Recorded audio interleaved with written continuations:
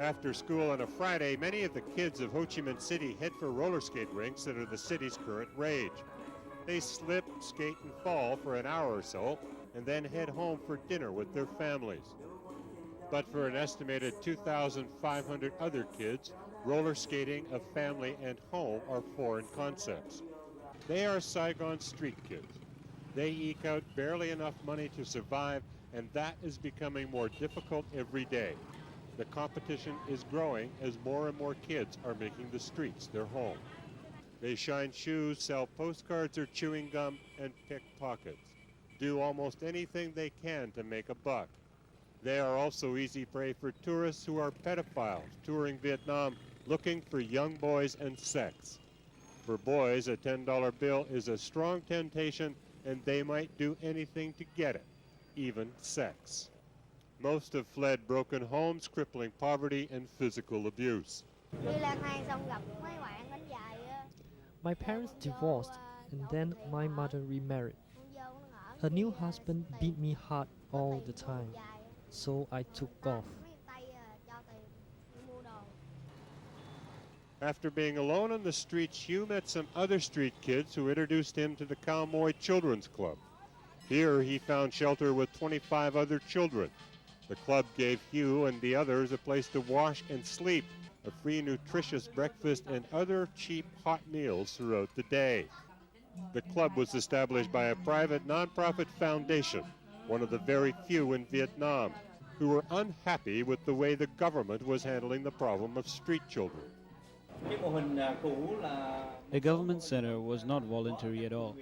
The children had to stay there, could not leave, and were forced to obey a strict schedule. This center is voluntary. The kids come and go as they like. The kids have responded to freedom of choice and movement. They can ply their trade on the street or take advantage of training programs such as this coconut jewelry workshop. The choice is theirs. If they make jewelry, they also share in the profits, anywhere from $15 to $40 a month. Shoulder.